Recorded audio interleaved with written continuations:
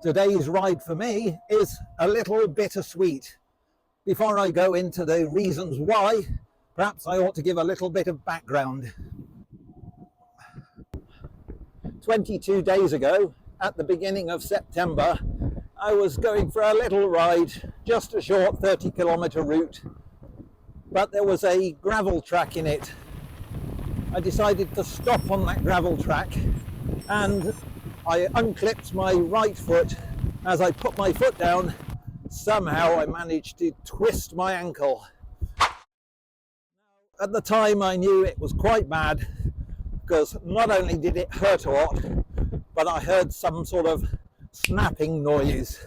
It took me 5 minutes or so to compose myself, but eventually I managed to get back on the bike and ride the 10 kilometers back home. Luckily that 10 kilometers was mostly downhill and I had my e-bike, so I could just put the motor on full power. Despite not really putting any effort in, my leg was rotating and my ankle did hurt quite a lot. The following day my ankle had swollen up and the pain hadn't got any better, so I decided a trip to the emergency department was needed.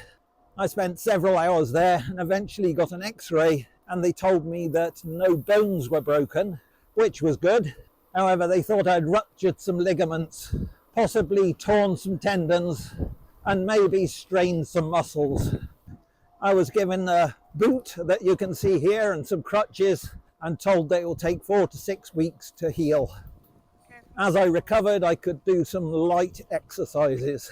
And today I'm on one of those light exercises, non-weight bearing physiotherapy. I'm doing a short ride, allowing the e-bike motor to drive me along, so my legs are really just doing the motion. I've also put on flat pedals. That's so I don't have the strain of clipping in and clipping out with my bad ankle. Okay, let's move on to the bittersweet. The bitter is that now I was supposed to be in Spain on a touring holiday. I had to cancel that. Here's a picture of where I was going to go, down the length of the river Ebro. When I say cancelled, hopefully it's just postponed until next year. The sweet part is that after just 3 weeks, I'm back on my bike again. So only doing light exercises, but for that I'm extremely grateful. It's really good to be out again.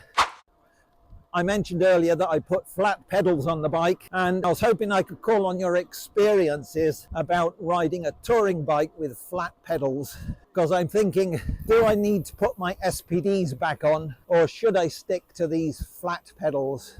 I'd like to know what you think the pros and cons are. If you could discuss below in the comments section, that would be great. Because of my disappointment about my cycling holiday, I end up consoling myself with coffee and cake. In this case, cheesecake. If you're as disappointed as I am about my lack of a cycling holiday, you can contribute to my cake fund using my Buy Me a Coffee link in the description. However, there are other ways to contribute cake, and that's to leave some cake emojis in the comment section. The good news for me is that those cake emojis are calorie free.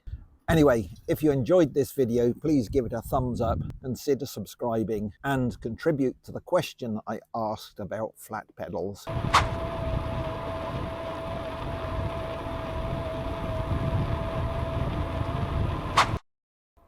I'm near the end of today's ride and I should have just about done 30 kilometers.